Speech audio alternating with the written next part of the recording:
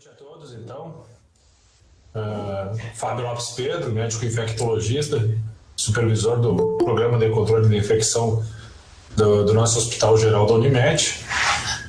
Veio por meio desse agradecer a presença de todos os colaboradores e colegas aí da cooperativa na participação dessa atividade científica que será desenvolvida nessa noite. Eu vou ser o chairman, né? E a gente vai ter dois apresentadores na sequência, o Dr. Diego Cavalheiro Teixeira, a doutora Eli Minucci Cezimbro Oliveira, né?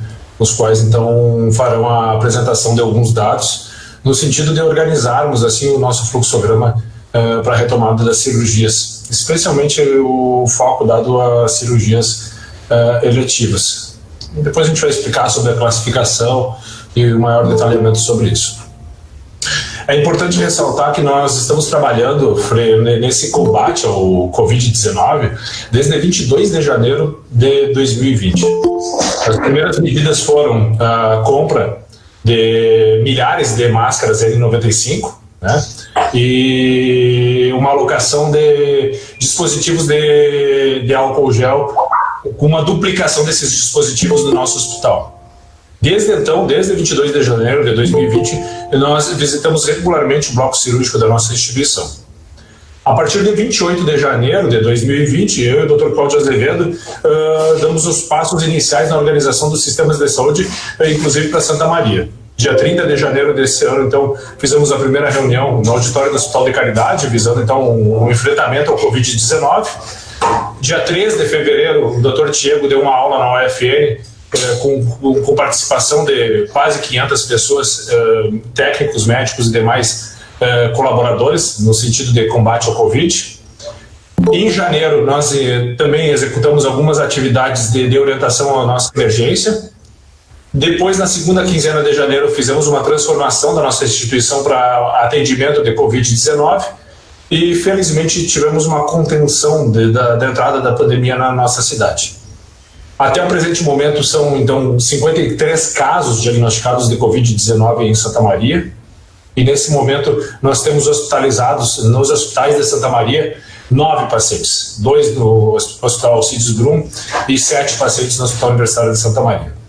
Então, por conta disso, a gente organizou essa atividade científica hoje no intuito de compartilhar com vocês, nossos colaboradores, quais medidas, quais as precauções serão tomadas e continuam sendo tomadas, né, para proteger os nossos colaboradores, os nossos profissionais de saúde e os nossos pacientes.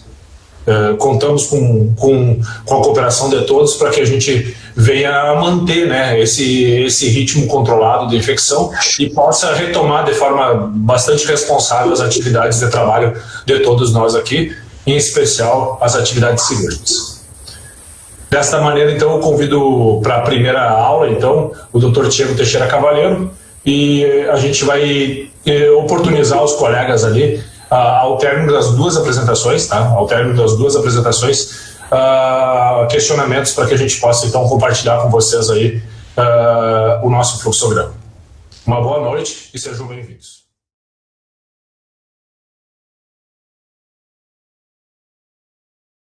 Obrigado pela participação de todos.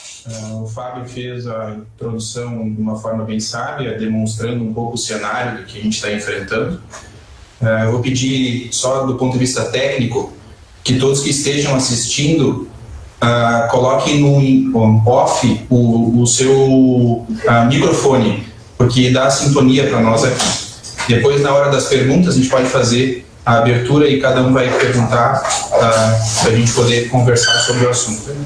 Eu até considero essa apresentação não como uma aula propriamente dito, porque é mais uma ressalva do que foi feito até o momento e quais são os fundamentos que essas atitudes foram tomadas em relação a todos os âmbitos desde o início desse quadro. E eu começo falando para vocês e pedindo a atenção de vocês, contando uma fábula, que é a fábula dos cegos e o elefante. Muito das atitudes que nós estamos enfrentando no momento vem num contexto de muitas incertezas. É uma doença nova, uma doença que nos pegou de surpresa, eu não gosto de dizer assim, porque nós já sabíamos que isso ia acontecer, e discussões foram foram realizadas de diferentes âmbitos para que as atitudes fossem tomadas e que elas nos ajudassem no entendimento. E muito vocês podem entender que o problema que nós enxergamos, mesmo que nós tenhamos vários sábios fazendo sua interpretação, por vezes esse problema pode ser olhado só num determinado ponto, e essa verdade, que pode parecer absoluta, dependendo da maneira que tu enxerga, pode ser não a verdade global. E no momento que a gente se coloca na posição de humildade para discutir com diferentes partes e a decisão é tomada em conjunto, a gente cria e passa a ter um passo mais sólido e uma atitude mais confiável que nos dá credibilidade. Mesmo que todos entendam a situação da doença no seu determinado âmbito, no seu determinada visão, e isso é respeitável, que cada um que está tomando as suas decisões está tomando pautado no bom entendimento e na necessidade de fazer aquilo da melhor forma possível. Entretanto, é importante que a gente consiga organizar o melhor entendimento para que consiga um enfrentamento da melhor maneira possível. E para isso, é nosso dever como técnico, eu, Dr. Fábio, doutora Ellen, doutora Jane, todos os outros, Dr. Reinaldo, Dr. Alexandre, todos os outros infectos que estão mais habituados a lidar com doença infecciosa, ouvir o intensivista, o pneumo, o gastro, o internista, o cirurgião, o anestesista, todos, sem exceção alguma. E a partir do momento que nós escutarmos, nós conseguirmos entender qual que é a melhor noção, qual que é a melhor estratégia para a gente seguir. Eu falo isso para vocês que é tempo muito difícil em que as verdades absolutas estão sendo colocadas em xeque. Não é uma doença para que nós não possamos mudar a nossa opinião. É uma doença que a gente possa enfrentar de forma devida e de forma respeitável em todos os âmbitos. Então, é importante sim que a gente consiga criar, e é por isso que eu vou passar para vocês algumas coisas em relação a teste diagnóstico. Como o Fábio listou, eu fiz um timeline, que é uma linha de tempo. Em 25 de fevereiro, nós tivemos o primeiro caso no Brasil. Nós passamos no conselho, do qual eu faço parte com os demais colegas, nós passamos a observar atentamente todos os fatos que geravam essa situação da doença. Em verde, a parte inferior, está a nossa atitude. Em cima, em azul, está alguns aspectos históricos, para que a gente possa se situar na questão de tempo. Em 10 de março, no dia do meu aniversário, foi o primeiro caso do Rio Grande do Sul e a OMS decretou como uma pandemia. Em 17 de março foi adotada uma atitude em conjunto com outras medidas do município para atendimento a nível ambulatorial por teleatendimento. O protocolo do HGU foi desenhado e foi estatizado com treinamento de todas as equipes, de forma sistemática, cansativa, repetitiva, com conhecimentos que nós tínhamos naquela época. Foi decretado no dia 14 de março o fechamento das universidades e das escolas públicas. No dia 18 de março, por decisão do Conselho associado a todos os outros entes participantes, foi decretado que o Hospital Geral da Unimed tornar-se-ia um hospital Covid. Preparando todo o time, com toda a logística de enfrentamento, de preparamento de EPI, de busca incansável de elementos de proteção individual que não tinha na época, com um custo mais elevado, mas assim foi traçado que a segurança seria fundamental. E eu falo aqui segurança porque eu, como infectologista, participando de alguns processos administrativos, penso que nós devemos atender como se a gente pensasse no HTLS. Quem é cirurgião sabe que vai atender num acidente na rua, a primeira coisa que tu faz é fazer segurança da cena. E é nosso dever como instrumentador da saúde ter segurança da instituição que tu coloca o teu funcionário a trabalhar. E por isso que nós insistimos que EPI deveria ser algo fundamentado e deveria ser um regimento importante na definição. A CCH fez todos os trâmites, a investigação junto com a farmácia, para que vocês entendam esse contexto. A ANS, no dia 18 de março, decretou que cirurgia eletiva deveria ser cancelada ou postergada. Não foi a Unimed que determinou isso, foi determinação superior. Também foi condicionado que consultas eletivas de consultório fossem sugeridas que fossem adiadas para que houvesse um menor aglomeramento de pessoas a nível do sistema de saúde, onde o risco de transmissibilidade é maior. No dia 21 de março, teve o primeiro caso de Santa Maria. O tempo transcorreu, nós tivemos 2 casos internados, 3 casos internados confirmados aqui no hospital, no HGU, a qual eu participei do atendimento deles. Foram pacientes que evoluíram de uma maneira satisfatória, mesmo com nível crítico que indicasse a internação, mas não precisaram de suporte de UTI. Passou-se o tempo, o número de atendimento de emergência caiu, o número de internação no hospital caiu, e o HGU, o Hospital da Unimed, foi determinado a partir do dia 2 de abril que a estrutura por pouco uso, de uma forma dinâmica, também fosse desfeita a mobilização para atendimento especificamente de Covid.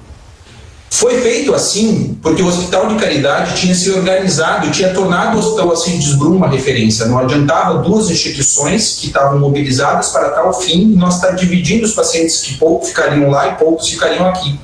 Então, mais lógico seria se essa instituição que se mobilizou pudesse receber os pacientes para que a máquina funcionasse, inclusive do ponto de vista administrativo. No dia 17 de abril, reabriu o comércio. Todo o cuidado do ponto de vista de monitoramento foi estruturado pela vigilância epidemiológica, não competência nossa, mas a vigilância. O gestor municipal faz a leitura de todos esses contextos, não é somente o técnico, nós que determinamos, fecha isso, abre isso, quem faz isso é o gestor, não é nós, da mesma forma que daqui para frente continuará sendo gestor.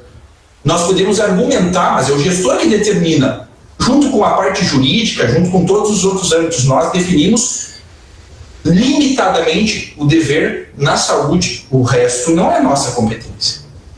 Diversas portarias dos órgãos jurídicos, de sociedades específicas de cirurgia bariátrica, de ginecologia, de todas as diversas ordens são lançadas diariamente. Nós estamos atentamente observando isso de uma forma sistemática e tomando as decisões pautadas em aspectos locais. Nós formamos um time de enfrentamento da crise e nós devemos esclarecer de uma forma transparente para vocês quais são as nossas atitudes e em que elas são pautadas. Por isso que eu estou falando isso. A reunião do conselho se tornou diária. O planejamento das ações administrativas foram pautadas tendo esse dinamismo como uma característica e reduzindo danos, tanto do aspecto assistencial, de saúde, mas também do ponto de vista financeiro. A gente está olhando a empresa no âmbito maior. O treinamento da equipe foi continuado, diversas vezes repetido. Tem problemas, tem erro, acontece com todo mundo porque nós somos seres humanos.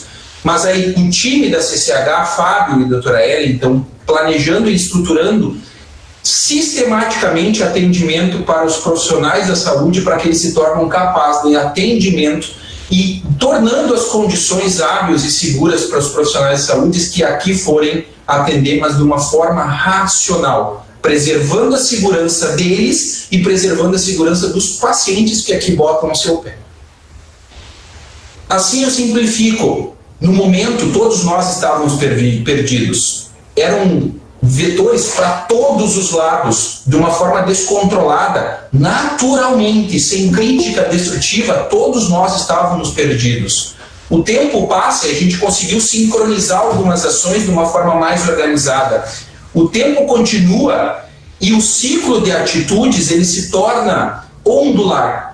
Se vocês perceberem, tem pessoas que podem lidar com uma indiferença do problema. Ele não existe, isso é coisa da mídia, é coisa de político. Nós somos profissionais de saúde, nós enxergamos os fatos baseados em contextos técnicos. E sempre foi assim, baseado em ciência. Se há algum atributo que usam a saúde do ponto de vista político, nós como técnicos não devemos fazer isso. Nós devemos olhar o problema de uma forma real e tentar não se preocupar de uma forma extremada e não prática, partindo para o lado do pânico, na parte inferior do que eu estou mostrando aqui para vocês, que não é uma atitude sábia nesse momento. O nosso dever como trabalhador no processo de doença infecciosa é tentar organizar para que essas pessoas que aqui estão e essas pessoas que aqui estão consigam chegar próximo dessa linha que eu chamo de equilíbrio. que a gente possa ter equilíbrio de ações, para a gente possa organizar o nosso pensamento e evitar movimentos bruscos que joguem essa linha para cima ou para baixo. Evitar, ou melhor, buscar atitudes considerando os meios para que a gente consiga efetivá-las. E para que esses resultados, que essas atitudes, uma vez sendo tomadas, esses resultados sejam efetivos. Gostaria que nós vivêssemos num mundo ideal, que tudo que nós fizéssemos do ponto de vista de segurança fosse possível, mas isso não é a nossa realidade. A gente precisa nos condicionar às atitudes do dia a dia. E eu vou mostrar para vocês quais são os nossos pensamentos em relação a teste diagnóstico, que é onde foi proposto para eu falar. Essa parte inicial tem um propósito de informação para que todos tenham entendimento desse processo da melhor forma possível. Já falando especificamente de teste diagnóstico, existe uma coisa chamada epidemiologia analítica, que nós sempre estudamos isso em medicina baseada em evidência. O mundo ideal é testes for all, para todo mundo. Óbvio, quanto mais eu conhecer, melhor. Se eu conseguir testar todo mundo, ótimo. O mundo real é um mundo que usa esses testes, sabendo as suas limitações e aplicando num nível de população onde a gente tem uma chance maior de identificar os indivíduos que estão doentes. 2 são conhecimentos da parte de teste: sensibilidade e especificidade. Talvez eu chova no molhado para muitos que estão assistindo, mas sensibilidade é o teste que pega tudo. Mas o que ele pega pode ser que não seja doença. Eu posso ter um falso positivo nesse contexto. E daí eu uso do atributo da especificidade, que complementa o teste, que nos dá segurança que aquele teste que eu fiz, que aquele agente que eu encontrei, ele realmente é causador daquela doença. Geralmente um teste muito sensível, ele perde em especificidade. É difícil eu ter um teste que tem os 2 elementos com uma alta fundamentalidade. E eu quero que vocês entendam que a sensibilidade e a especificidade, isso é feito em house. Isso é feito pareado, pacientes sabidamente doentes e não doentes, para que eu possa entender a característica do teste. A vida real, isso é o que está em bula. A vida real, o melhor indicador do ponto de vista da epidemiologia analítica é o que nós chamamos de valor preditivo pré-teste. E este valor preditivo pré-teste depende da prevalência da doença na tua realidade. Eu mostro para vocês nesses gráficos de cenário populacional. Eu tenho o cenário A, onde eu tenho indivíduos que são suscetíveis, eu tenho indivíduos que são transmissores. Os indivíduos suscetíveis estão em verde, certo? Que não estão doentes. Os indivíduos transmissores são os que estão doentes, seja eles sintomáticos ou assintomáticos. Esse cenário ele é dinâmico, como toda a pandemia. Nós podemos ter um cenário B, onde eu tenho um maior número de indivíduos transmissores. Eu posso ter um cenário C, onde eu tenho um maior número ainda de transmissores. Bem como eu posso ter nesses transmissores pacientes que já não estão transmitindo mais e que são indivíduos que têm, entre aspas, imunidade, que eu vou falar um pouquinho melhor sobre isso. Se eu aplicar o teste nesses diferentes contextos, o valor preditivo deles é diferente. É isso que eu quero que vocês entendam. Não, o teste por si só, ele tem que ser condicionado a um elemento clínico, para que a gente possa entender qual que é a funcionalidade dele, qual que é a aplicabilidade dele, qual que é o resultado, a forma que eu vou interpretar. Fase pré, fase pós-teste. Então, eu recebo diariamente vários questionamentos. Doutor, ou colega, eu estou agora esse IgG aqui reagente, o que eu faço? O que você está sentindo? Eu estou com esse IgM aqui reagente, eu posso estar transmitindo? Não posso. Não, para aí. Eu quero testar todo mundo, daí assim eu vou fazer toda a estratificação, mas se ele der negativo, tu tem certeza que ele não está doente? Então, vamos buscar a linha, de novo, tentar racionalizar esse contexto para a gente poder organizar nosso pensamento para frente, para que as nossas atitudes sejam mais efetivas. Vamos seguir em frente. Isso aqui é um gráfico evolutivo, uma proposta que foi desenhada em vários protocolos que muitos de vocês podem ter visto. Num contexto onde eu tenho assintomático, não haja recomendação de teste, vou explicar. De 0 a 2 dias, nem coleta o PCR, nem coleta o PCR ainda, porque a chance desse PCR dar positivo, o valor preditivo dele nesse contexto é menor se eu coletar ele entre o 3º e o 5º dia. A chance de eu pegar o bicho ali é maior. Do terceiro até o 10º dia eu posso coletar PCR. A partir do 11º dia, teste sorológico ganha em importância. Em importância porque ele complementa o exame do anterior. E eu falo que esse fluxo funciona, vocês estão vendo aqui na segunda parte, em verde, essa segunda parte, as 3 últimas colunas, esse indivíduo está sintomático, gente. Os testes foram estudados com valor preditivo para a população sintomática. E eu vou mostrar isso para frente. No gráfico inferior tem a curva baseada em tempo. Em vermelho, vocês vão olhar o perfil do IgM. Em laranja, o perfil do IgG. E em verde, o valor do PCR. Percebam que isso depende do contexto da evolução clínica. E nós temos transmissibilidade do vírus quando eu tenho PCR positivo. O teste sorológico ele não serve sobremaneira para definir se esse indivíduo está sendo sintomático, transmissível, está sendo transmissor ou não. Não serve para isso. Ele serve para uma complementação diagnóstica. Pode ser que no momento que nós estejamos com IgM positivo, a gente possa ainda estar no período de transmissibilidade. Então, voltando, a gente possa estar no período de transmissibilidade quando eu tenho IgM positivo, mas ele transmite de fato quando tem PCR positivo. E mesmo que o PCR positivo, num tempo longo da doença, a gente não sabe ainda se tem vírus viável ou não. Então, vamos entender mais para frente, mas antes eu quero mostrar esse quadro inferior. Percebam que o PCR ele tem uma sensibilidade frágil, mesmo que coletado no momento ideal do 1º até o 7º dia. Uma sensibilidade que o teste que nós façamos no swab nasal, 70% de sensibilidade. Eu não estou falando aqui de especificidade. Especificidade do PCR é altíssima. Mas eu pego de 10 pacientes somente 7, quando eu estou no momento ideal de pegar ele. Eu tenho 3 que mesmo que eu aplique o teste, ele não vai pegar. Isso chama-se valor preditivo num contexto de análise populacional, um valor preditivo positivo, negativo muito baixo. E eu vou mostrar por quê.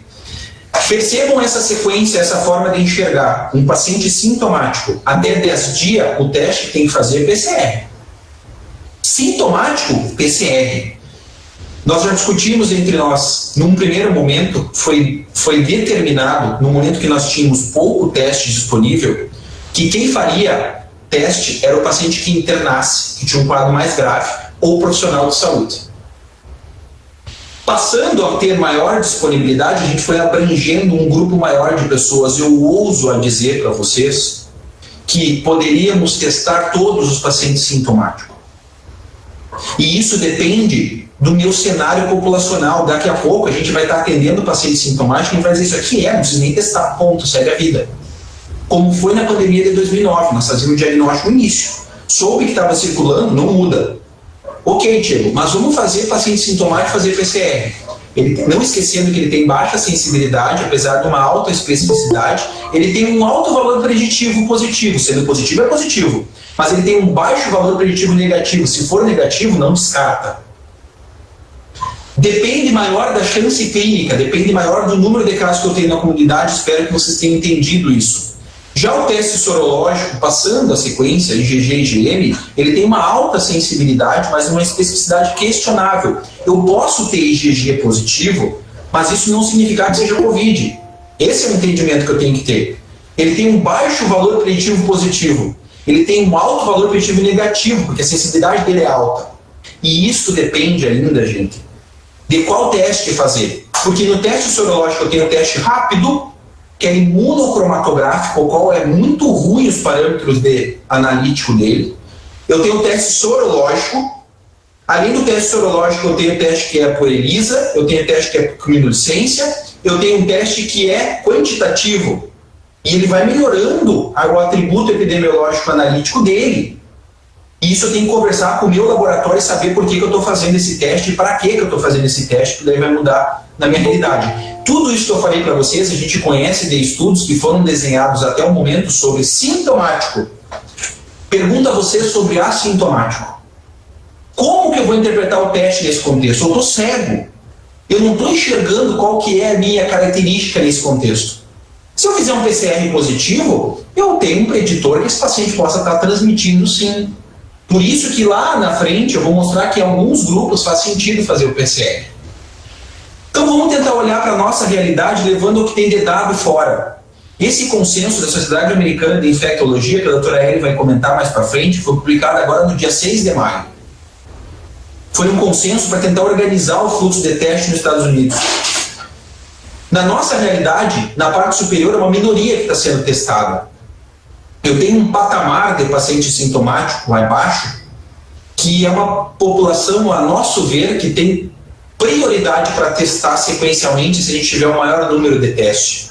Esse quadro ao lado, eu nem vou passar, porque todos já sabem quais são os sintomas compatíveis com a doença, para que a gente possa testar. Já os assintomáticos, ele entra num pilar de prioridade mais baixa. Vamos juntar tudo, juntar os conceitos das nossas limitações, por ordem de prioridade, com operacionalização prática. Vamos ver o que é factível para a nossa realidade. Como que a gente pode fazer uso desses contextos todos de conhecimento que a gente tem até agora? Tudo isso vai depender da epidemiologia local. Eu falo que situações onde tem menos de 2% a nível populacional, há características do próprio consenso que eu mostrei anteriormente americano, fala para que você não use estratégia baseada em teste para qualquer conduta. Hotspots, onde eu tenho uma prevalência alta de 10%, e eu falo que nós estamos num cenário de baixa prevalência ainda, gente pode dizer assim, mas então a gente pode não estar conhecendo a nossa realidade. Mas estudos estão sendo feitos para nos demonstrar isso de cunho epidemiológico. Nós não vamos conhecer com a testagem global. Nós não vamos conseguir fazer. Então, nós temos que usar bem nossos atributos. Outro fator importante é a característica do próprio hospital. A logística, o desenho que a CCH faz com condicionamento de leito, com estruturação de proteção para os indivíduos que lá trabalham e para os pacientes, disponibilidade de EPI. E esse quadro inferior, ele retrata isso, disponibilidade de teste em PCR em tempo eficiente, ou seja, não adianta fazer um PCR onde eu tenho 7 dias para ter o resultado. Esse indivíduo pode se infectar no meio, eu vou atrasar um procedimento que seria importante para ele fazer, bem como a certeza que não faltará teste para os meus indivíduos sintomáticos, porque eles têm um valor preditivo mais alto de ajudar o teste e condicionar esse cara em isolamento, para que lá na frente as medidas restritivas diminuam e a gente possa isolar quem realmente estiver doente. E esses resultados que eu tiver dos testes mudar a minha conduta. Então, por ordem de preferência, não só eu que estou falando, não é eu. Os consensos internacionais falam isso de uma forma racional em países onde tem um condicionamento maior de teste. Testa sintomático. Passa por ordem de preferência de assintomático, levando em preconização, saiu uma norma ontem, hoje saiu uma norma que a doutora Eli vai apresentar, para todos os profissionais de saúde de áreas críticas possam ser testados se os outros testes de cima já estejam condicionados. Pacientes de maior risco, sequencialmente, diabético, hipertenso, imunodeprimido, cirurgia de grande porte, chegando a demais grupos, mas que a gente faça isso de uma forma organizada e racional, porque senão nós podemos nos privar, nós podemos trancar a lógica, a engrenagem do procedimento em si. E a construção desse conhecimento, pessoal, é dinâmico.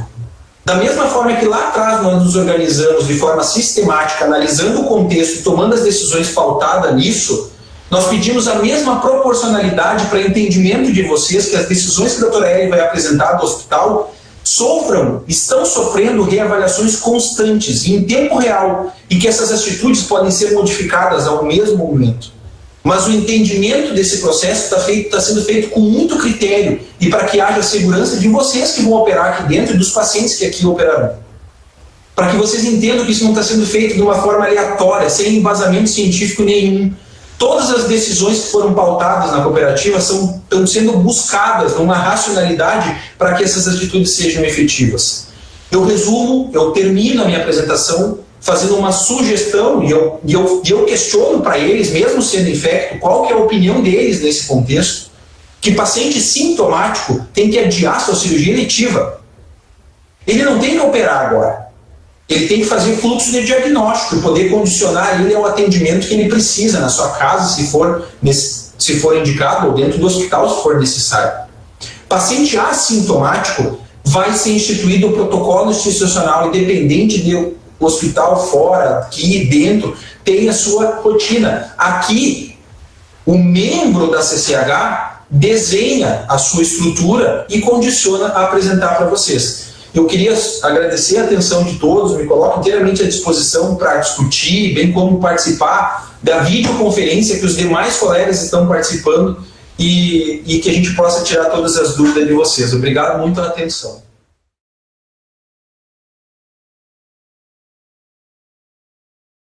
Boa noite a todos. Agora, depois que o Diego já nos apresentou um pouco a função de cada tipo de exame, a gente vai discutir um pouquinho qual vai ser o fluxograma que a gente vai seguir e qual vai ser o nosso... em que a gente se embasou para seguir esse screening pré-operatório. Normalmente, quando a gente faz uma apresentação, a gente dá os nossos dados e depois, no fim, a gente compartilha a bibliografia. Mas nesse caso especial hoje, eu resolvi fazer ao contrário e começar a apresentação mostrando para vocês em que a gente se embasou para a gente conseguir construir os nossos fluxogramas. A primeira coisa que a gente considerou foram as notas técnicas da Anvisa, as quais a gente está procurando seguir atentamente. Vocês podem ver por essa primeira nota, que é a nota técnica número 4, que ela já sofreu pelo menos 5 atualizações, sendo a última do dia 8 de maio. Do que trata essa nota técnica? São as orientações gerais para a prevenção e para o controle do coronavírus durante a assistência do paciente suspeito. E esse documento dá uma ênfase especial nas precauções necessárias, precaução de contato, de gotícula, aerossol, e nos EPIs necessários para cada tipo de atendimento em cada nível assistencial. Desde o pessoal que não faz o atendimento direto dos pacientes, pessoal, os telefonistas, até o pessoal mesmo, o médico, técnico de enfermagem, enfermeiro, que vão estar no contato direto com esse paciente. Passando, inclusive, como vocês podem observar aqui, até o cuidado do corpo após a morte. É um documento bem extenso, mas ele está já com um grau de orientação bem bacana. A segunda coisa que a gente considera também é a nota técnica número 6, também da Anvisa, que é complementar a essa primeira nota técnica. Do que ela trata? Mais especificamente de quais são as orientações para prevenção e controle do coronavírus nos procedimentos cirúrgicos, com ênfase desde a organização pré-operatória, uso dos EPIs, os checklists que devem ser seguidos e até a preparação anestésica e a a escolha da via laparoscópica desses pacientes. E também a nota técnica número 7, que trata das orientações para vigilância epidemiológica dos casos positivos, sejam de pacientes ou de funcionários, de como a gente vai manejar esses casos, do que a gente vai rastrear, como que a gente vai fazer, se o funcionário aparece doente, como que a gente faz, que exame a gente faz, quanto tempo a gente isola. É disso que trata essa nota técnica. Além disso, a gente tem a nota estadual do Comitê de Operações de Emergência e da Secretaria do Estado do Rio Grande do Sul, que tratam tanto da vigilância da síndrome gripal e da síndrome respiratória aguda grave, desde qual é o sistema de notificação e quais são as estratégias de testagem que a gente vai ter no Estado. Também, além disso, as portarias 274, 284 e 300, que autorizam e regulam os procedimentos cirúrgicos eletivos, incluindo também consultas de consultório, avaliação continuada de pacientes crônicos, também orienta a restrição de visitas, principalmente nos pacientes com suspeita de Covid, evitar aglomerações, respeitar o distanciamento social de 1 metro se tiver os DPIs ou 2 metros se não tiver, e também nos condiciona a aumentar o teleatendimento, tanto para a consulta do paciente com a síndrome gripal, como também, por exemplo, para verificar o estado de saúde desse nosso paciente cirúrgico que está agendado para a gente poder no dia antes conversar com ele, ver se o estado de saúde está igual, se ele não desenvolveu nenhum sintoma novo. Também define nessa portaria número 300 quais são os procedimentos inadiáveis e revoga a suspensão de cirurgias bariátricas e estéticas no nosso estado. Isso tem a ver com a situação em diferentes regiões de um baixo número de casos, principalmente na nossa região. Também a gente está considerando a nota técnica da ANS, que nos diz que para esses pacientes que vão fazer um procedimento eletivo, a gente precisa fazer uma justificativa, um laudo, atestados, que descreva qual é o prejuízo que esse nosso paciente pode ter se ele não fizer essa cirurgia eletiva.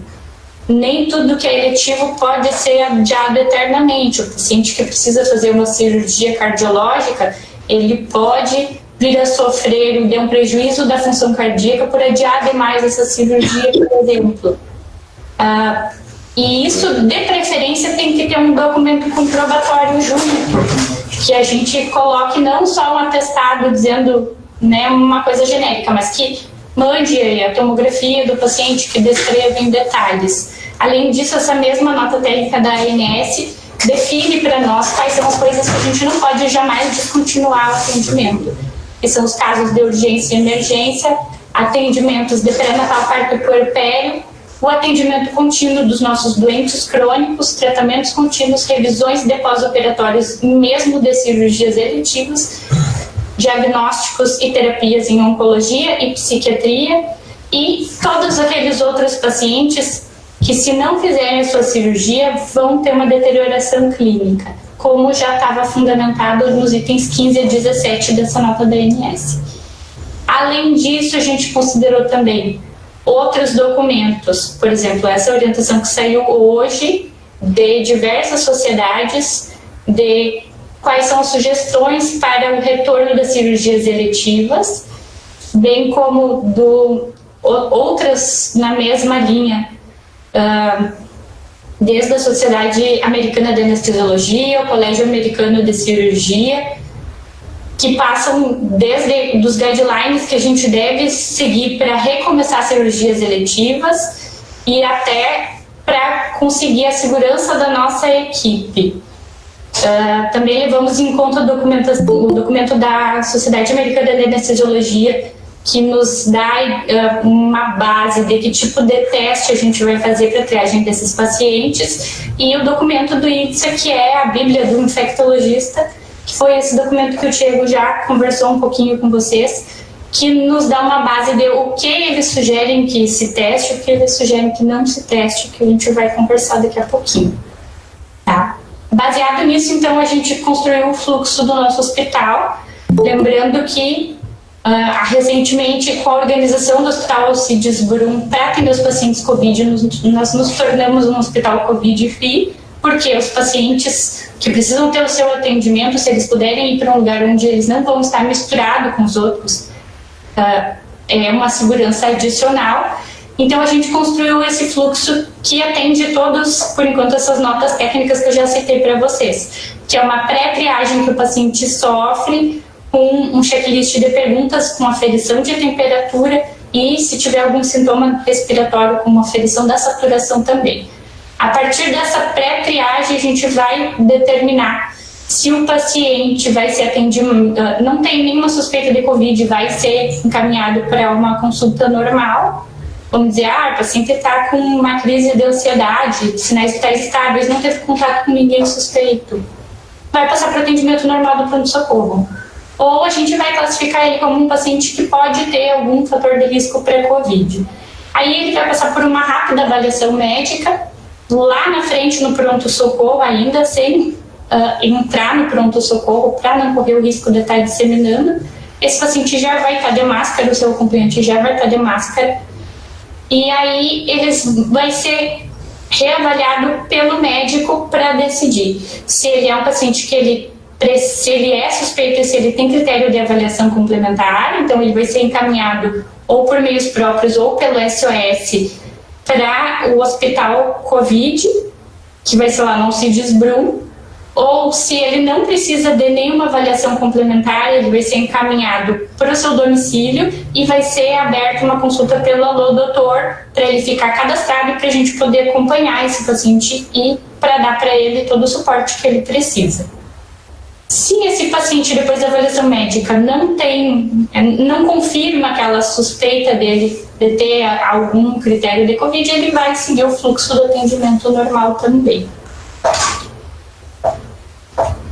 Para o paciente cirúrgico, mais especificamente, que vai fazer uma cirurgia eletiva, ele vai passar por uma aplicação no dia anterior de um formulário de triagem, que vai ser feito por via telefônica, para checar se esse paciente não passou a ter algum sintoma compatível com Covid, se ele tem febre, dor de garganta, se algum familiar dele não teve um diagnóstico ou um sintoma de Covid. Esse mesmo paciente, no dia da cirurgia, que ele vai chegar no hospital, ele vai, antes da internação, passar novamente por essa triagem, vai preencher esse formulário específico.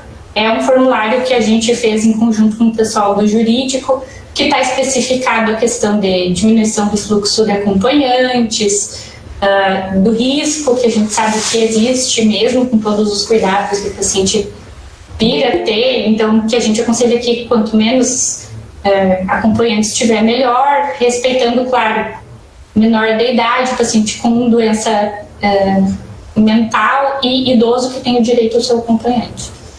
E, além disso, ele vai seguir todas as normas que já estão estabelecidas para o CCH, que a gente vai conversar mais tarde, que é uso de máscara em todo o seu caminho na instituição, o acompanhante também vai estar usando máscara, o mínimo possível de pessoas, se o paciente tiver condição de ficar sem acompanhante, vai ficar sem acompanhante.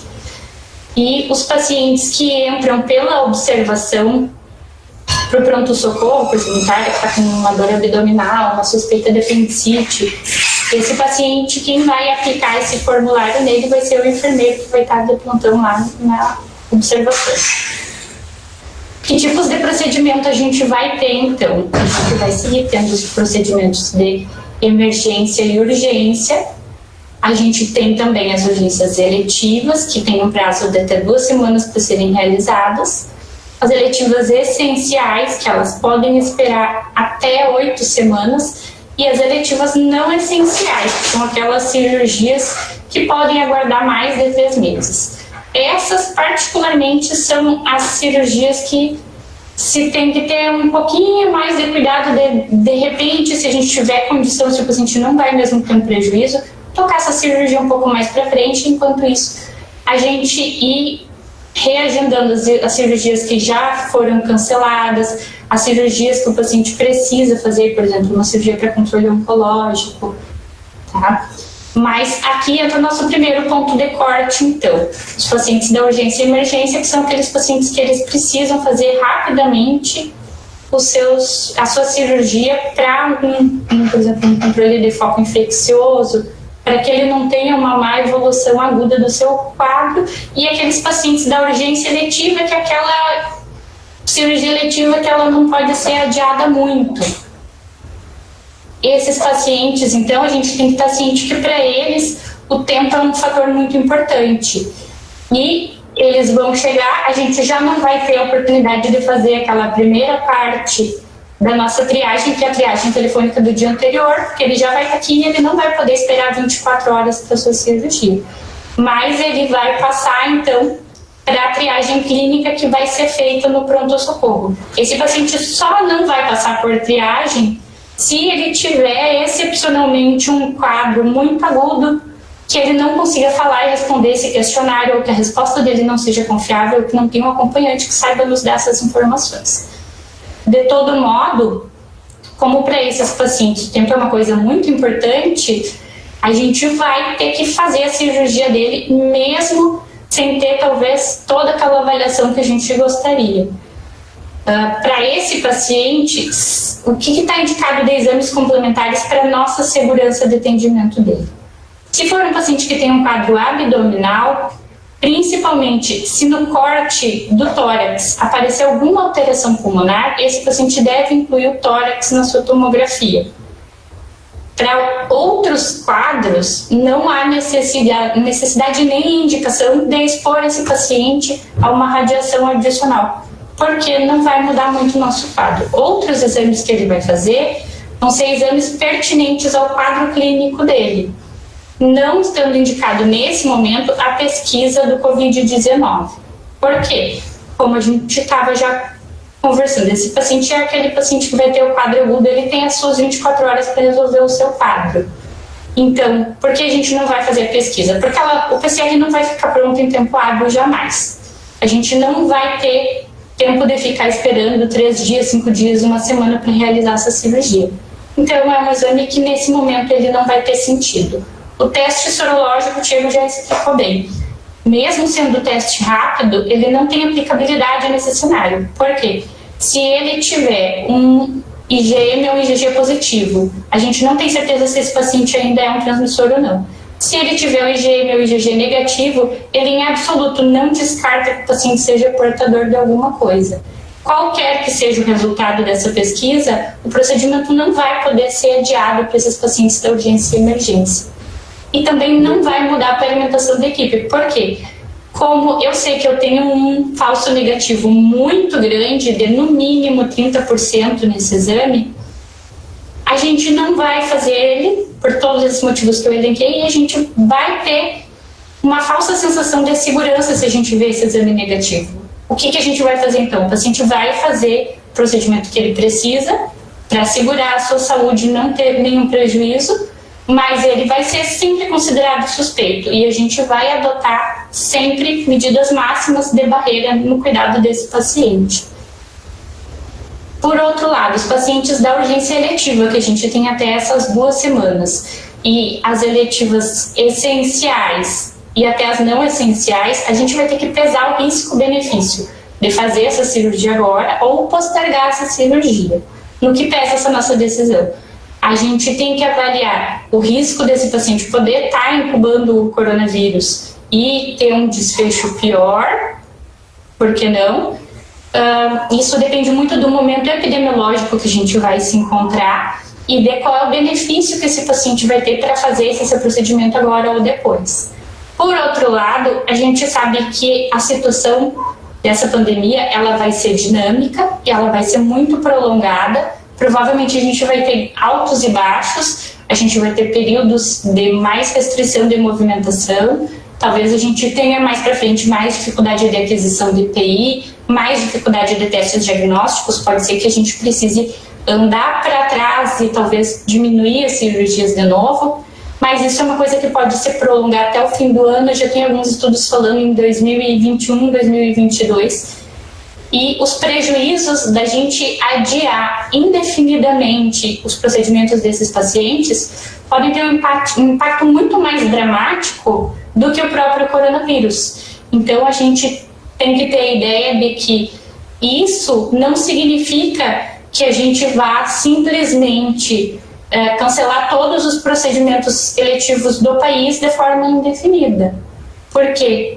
Porque a gente tem que levar em conta todas as avaliações locais, a gente tem que ter consciência da distribuição desigual entre os estados e mesmo dentro dos estados, que numa cidade ou em outra cidade pode não ter a mesma quantidade de casos. E é desses momentos que a gente tem que se aproveitar para poder tocar essas cirurgias eletivas sem perder a segurança tanto da equipe quanto dos pacientes e sem deixar de dar o cuidado adequado, entregar um trabalho de qualidade para o nosso doente. Isso, então, para vocês saberem que não é uma ideia minha, nem do Fábio, nem do Diego. Isso é uma coisa que está extremamente cuidadosamente revisado na literatura, tanto da Anvisa, como em todas essas portarias estaduais que eu já comecei contando para vocês quais eram, e que a gente está sempre reavaliando isso dia a dia. Ali, algumas portarias estão sofrendo praticamente semanalmente revisões. A gente está acompanhando isso, a cada portaria que sai a gente revisa tudo, e cada vez que é necessário modificar o fluxograma, a gente modifica o fluxograma inteiro, para garantir a segurança, tanto clínica quanto jurídica, nossa, do paciente, e entregar um trabalho de qualidade para os nossos pacientes. Então, desses pacientes da urgência eletiva e das eletivas essenciais, como eles vão ter esse tempo de espera, a gente vai conseguir aplicar todo o nosso fluxograma de triagem neles, a gente vai conseguir fazer esse teleatendimento para ele, para fazer no dia anterior da cirurgia o contato telefônico. No dia que ele vier para internar, ele vai fazer novamente a nossa triagem cirúrgica e ele vai estar seguindo todas aquelas normas que a gente estabeleceu. Para esses pacientes eletivos, eles não tendo aquele quadro de doença abdominal aguda, como tinha o paciente da urgência, eles não têm uma indicação de tomografia de tórax complementar. Eles vão fazer o exame radiológico pertinente à doença que eles têm. Por exemplo, se ele vai fazer uma revisão de uma prótese de joelho, ele vai fazer os exames pertinentes ao joelho dele. Ele não vai ficar fazendo desnecessariamente, menos que ele tenha uma outra indicação, exame de tórax. Da mesma forma, os exames laboratoriais dele vão ser conforme pertinente ao caso do paciente. A pesquisa do Covid-19 vai depender do momento epidemiológico que a gente estiver passando no município e no nosso hospital, da disponibilidade desses testes e da rapidez com a qual a gente consiga obter esses resultados. No momento atual, no nosso hospital, onde a gente está conseguindo fazer toda essa triagem repetidas vezes do paciente, a gente não tem indicação ainda de fazer isso em todas as cirurgias. Por que não? Novamente, porque a gente não tem exame em tempo hábil. O Diego já comentou isso pra gente.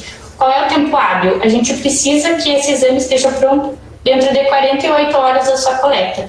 No máximo, 72 horas. Mesmo assim, dentro de 48 a 72 horas, o paciente pode já ter se infectado novamente. Não é nossa realidade. Infelizmente, os nossos exames eles têm pelo menos uma semana de atraso para chegar. Alguns momentos críticos em que o número de suspeitas clínicas aumenta, em que são coletados mais exames, a gente chega a ficar mais dias sem ter o resultado desses exames. O teste sorológico, como a gente já comentou, ele continua não tendo aplicação para esses pacientes, ele não nos dá nenhum tipo de segurança do ponto de vista nem da equipe nem do paciente. Nesse momento em que a gente se encontra com uma incidência comunitária baixa, o número necessário de exames que a gente teria que fazer para a gente detectar um paciente com Covid seria muitíssimo alto. E o nosso valor preditivo pré-teste fica ainda mais baixo, porque a gente não tem uma quantidade substancial do vírus circulando na comunidade. Além disso, os nossos testes, por enquanto eles ainda são escassos, a gente precisa fazer um uso racional desses testes. Por enquanto, a nossa prioridade é para pacientes sintomáticos, incluindo os profissionais de saúde sintomáticos. E, novamente, ele não vai mudar a paramentação da equipe. A paramentação da equipe vai seguir a barreira máxima sempre de acordo com o tipo de procedimento que o paciente for seguir. E o paciente vai continuar sendo considerado suspeito porque a gente vai ter, no mínimo, no melhor cenário possível, a gente vai ter 30% de falso negativo. Para o anestesista que vai entubar esse doente, vai ter que usar a barreira máxima, porque mesmo com o exame negativo na mão, a gente não pode ter a falsa sensação de que o paciente não pode ser portador. Qual que é a prioridade de testagem, então, nesse momento dos exames? Considerando a nossa portaria estadual e a situação epidemiológica que a gente tem no Rio Grande do Sul e Santa Maria. São os quadros respiratórios agudos graves de pacientes hospitalizados, os óbitos, tanto hospitalizados como domiciliares, por doença respiratória aguda grave, e a síndrome gripal, mesmo leve, nos profissionais de saúde, nos agentes penitenciários e nos agentes de segurança. Com o que a gente tem nesse momento de exame disponível, essa é a prioridade, é aquele topo que o Diego mostrou, daquele mínimo de pacientes que é obrigatório a gente focar neles, que são os que vão ter o maior benefício da gente conseguir saber se eles vão ter ou não.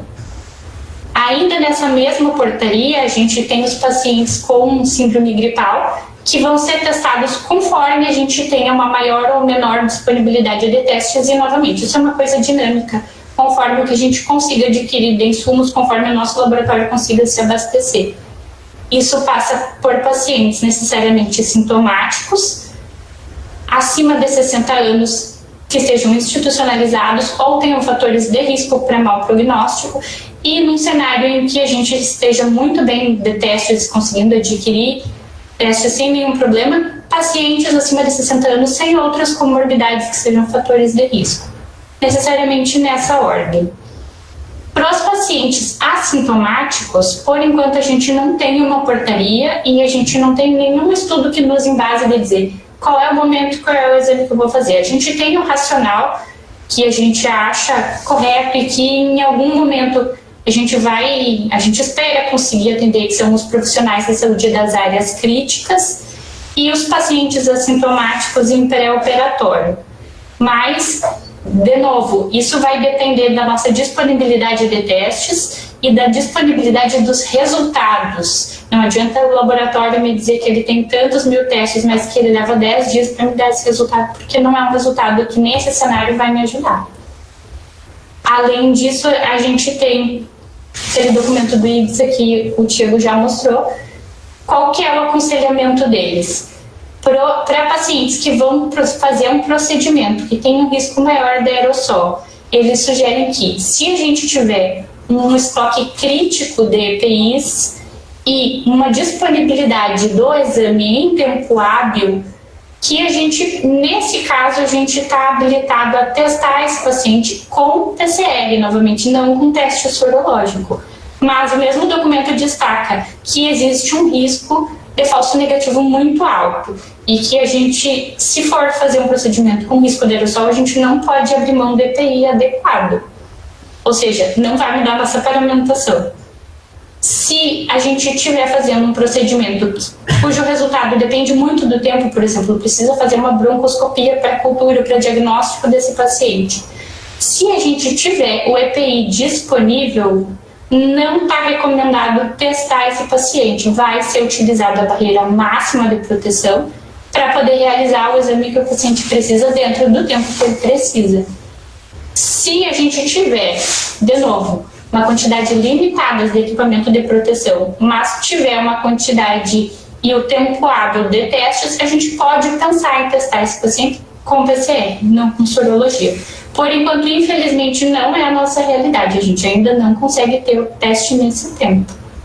Tá? E, de novo, isso que a gente está conversando não é ideia nossa, nem do Diego, nem do Fábio, nem minha, nem de ninguém mais. Isso são as recomendações da Anvisa, que estão nos dizendo que o paciente que vai operar, a equipe vai precisar usar a precaução adequada para ele, que vai ser, de acordo com o procedimento, a precaução padrão da cirurgia, precaução de contato e gotícula ou aerossol, se esse paciente for ou não for ser intubado. E aí os procedimentos com risco de aerosol são os procedimentos com intubação, cirurgias de cavidade oral, faringe, laringe e tórax e cirurgias abdominais abertas ou laparoscópicas. De novo, isso, como a Anvisa mesmo coloca para nós, são conhecimentos dinâmicos baseados em opiniões de especialistas como a minha e como a de vocês.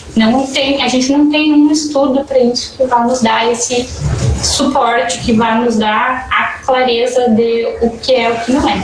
Mas pela lógica que se tem de outras pandemias de comportamento do vírus, esses procedimentos são de risco. Para esses procedimentos é indispensável usar paramentação para aerosol. Além disso, o mesmo documento não sugere, além de não sugerir em lugar nenhum que a gente precisa necessariamente fazer esse teste de PCR, ele nos diz que o paciente deve fazer esse teste de triagem que a gente já está fazendo. E esse paciente, sendo sintomático, a equipe cirúrgica vai ter que usar uma N95 ou um TFF2 e que a paramentação da equipe da internação vai ser conforme o procedimento. Para, por exemplo, atendimento normal, passar visita, máscara cirúrgica simples suficiente, e para fazer um procedimento mesmo na unidade de internação que vai gerar um aerosol, por exemplo, para nebulizar esse paciente, vai ter que usar a N95. Lembrando de novo que a gente está adotando uma política Covid-free. Paciente que for sintomático, a gente vai tentar encaminhar ele para a unidade de atendimento de referência, que nesse momento é o Hospital Alcides Dutra. Também a Anvisa nos coloca que quando um paciente assintomático, que é o paciente que vai vir para nós, a cirurgia dele, não tendo risco de aerosol, a gente vai usar a paramentação com a máscara cirúrgica normal, tendo risco de aerosol N95. Todo paciente que for entubado, sendo ou não sendo paciente sintomático ou suspeito, vai ser indicado a N95 para a equipe por causa daqueles 30% de pacientes que eles vão ser assintomáticos. E nas situações de emergência que a gente vai ter que atender esse paciente, às vezes a gente não vai ter tempo de encaminhar ele para outro lugar, o paciente vai ser considerado como suspeito e vai ser usado para alimentação máxima, e depois de resolvida a situação aguda, a gente vai seguir essa investigação e fazer o encaminhamento e a paramentação conforme o quadro dele. Aqui coloquei para vocês o nosso quadro de paramentação, com as últimas atualizações. Vocês já devem conhecer, deve pendurado por aí pelos nossos corredores, do centro cirúrgico inclusive, paramentação do paciente e do acompanhante, se ele tiver direito a acompanhante, com a máscara cirúrgica ou a máscara azul. Os cirurgiões e os instrumentadores com a N95, que a gente está preconizando e agora a gente está conseguindo comprar a não valvulada. A gente vai ter nesse momento que usar essa máscara com um protetor facial. Por quê? Para a gente permitir um uso contínuo, um pouco mais prolongado dessa máscara, sem correr o risco de estar contaminando ela, além de toda a paramentação pertinente ao procedimento. Da mesma forma, o anestesista, a enfermagem, os circulantes vão ter a sua paramentação e a equipe da sala de recuperação também. Quanto à máscara N95, como todo mundo sabe, a gente está tendo bastante dificuldade, agora, graças a Deus, um pouquinho menos de adquirir o que a gente precisa de máscaras, mas dentro dessa situação, a gente está permitindo, embasando o uso prolongado dessas máscaras, mas para isso a gente precisa cuidar para que essa máscara não se contamine. Então, que providências a gente toma contra isso?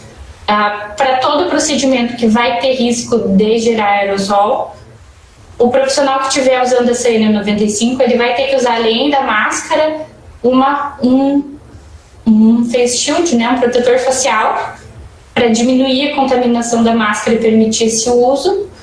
A gente sempre vai ter que ter em mente que não é só uma situação nossa de Santa Maria do Brasil, todos os lugares do mundo que estão tendo o problema da pandemia. Então, com a mesma dificuldade de adquirir EPI, a gente precisa fazer o uso racional disso. Essas máscaras são de uso individual, cada profissional vai ter a sua, e elas vão ter que ser cuidadas para não serem contaminadas, né? Elas vão ser guardadas depois do uso em um saquinho que vai estar perfurado, ou uma outra embalagem plástica, ou até de papel, que não seja hermeticamente fechada, para permitir que essa máscara seque. E a embalagem externa também tem que ser higienizada.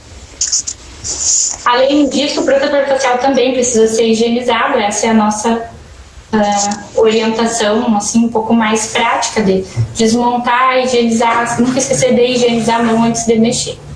Outras medidas que a gente já está adotando para proteger a nossa equipe: medida de afastamento de no mínimo 1 metro entre os pacientes e o uso obrigatório da máscara em toda a instituição, desde das cadeiras que estão lá na sala de espera lá na frente até os leitos, por todos os setores do hospital. A gente mediu a distância desses leitos e está sendo oferecido para todos os pacientes na chegada que já não tem a sua máscara, está sendo oferecido uma máscara.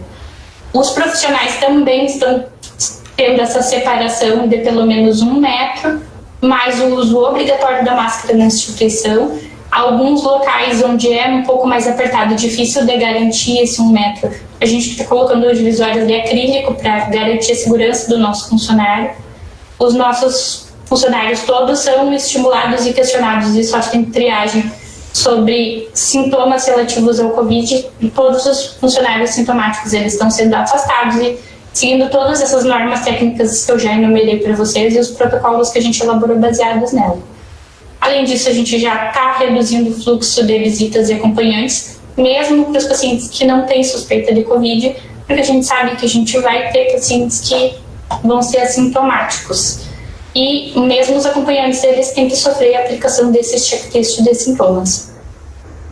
Os procedimentos cirúrgicos estão sendo agendados com um intervalo maior, mínimo de 1 hora entre um procedimento e outro, para que a gente possa fazer a higienização adequada da sala, poder fazer a limpeza terminal.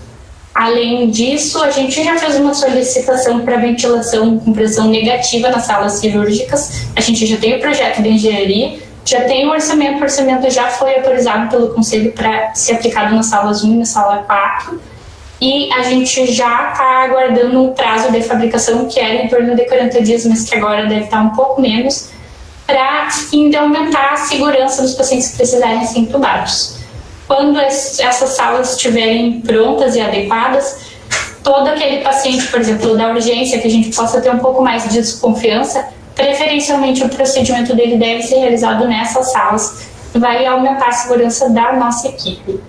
Além disso, a gente fez, como o Diego já contou, múltiplos treinamentos de paramentação e desparamentação, um material audiovisual que ficou disponível para revisão.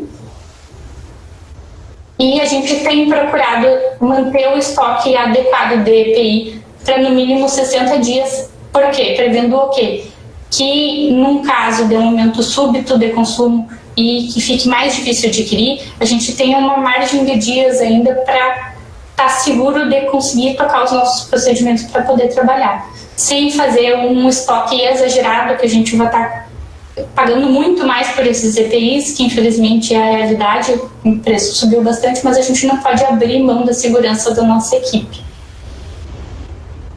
Além disso, a sala de observação, a sala de recuperação anestésica e a unidade de internação já estão com orientação para manter os leitos com espaçamento mínimo de 1 metro, ou manter os leitos alternados, se a gente não conseguir esse 1 metro, manter precauções de contato e gotícula para esses pacientes, ou aerossol conforme o procedimento que for ser executado.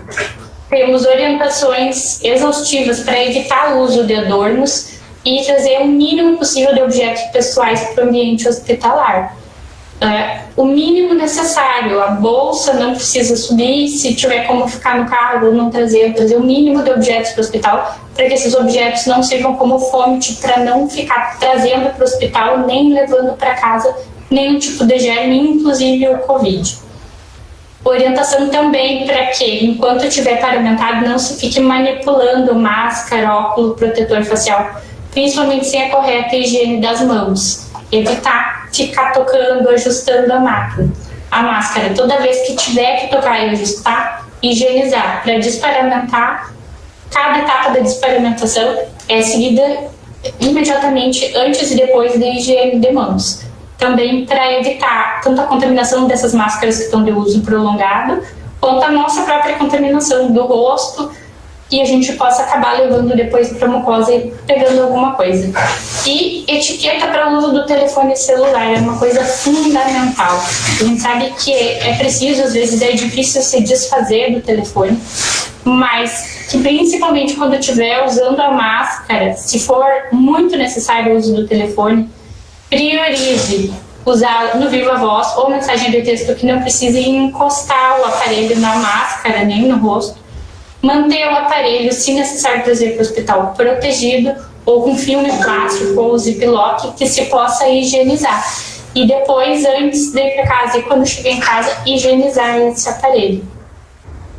Por enquanto era isso. Obrigada pela atenção de todos.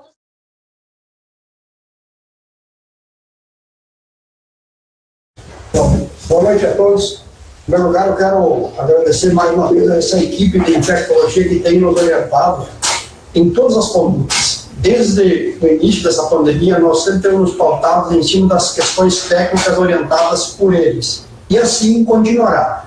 Quer dizer, nós nos arrumamos no início para transformar o hospital exclusivamente em Covid, passou-se um tempo e optamos por desfazer isso. Assim como nós também entendemos que nós agora precisávamos abrir as cirurgias eletivas de alguma forma, porque tanto a gente percebe a necessidade que os pacientes têm de fazer alguns procedimentos, com segurança, obviamente, e também do próprio médico, porque o médico precisa trabalhar, ele precisa ganhar o seu sustento. Então, nós temos que equilibrar essas questões. Tudo que nós fazemos aqui é pautado na orientação desses profissionais. E isso é uma das coisas que nos dá segurança.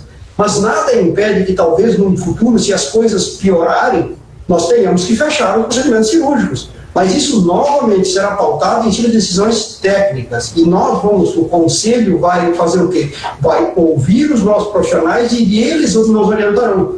Então nós temos muita tranquilidade em trabalhar.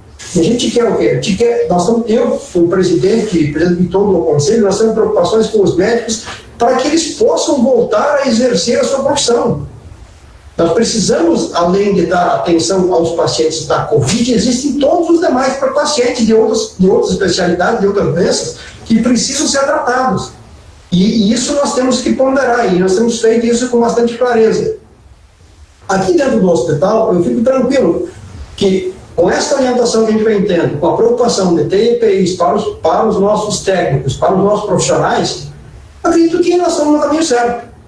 E aquilo que eu disse, aquilo que eles nos orientarem hoje é a conduta de amanhã. Se daqui a alguns dias mudar essa orientação, não haverá dúvida de que o Conselho poderá tomar decisões diferentes dessas de hoje, mas sempre com orientação deles.